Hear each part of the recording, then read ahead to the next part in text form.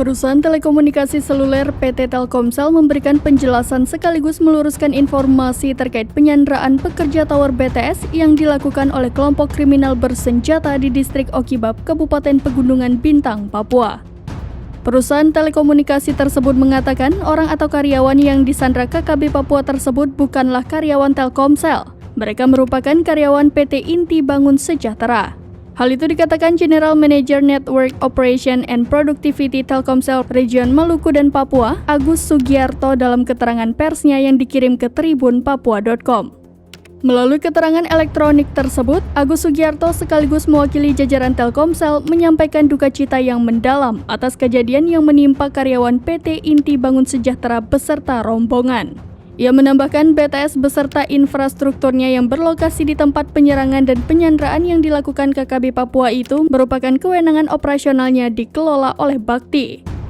Diketahui 4 orang pekerja disandra di Papua, mereka adalah Asmar, Peas Kulka, Senus Lapitalem, dan Ferry.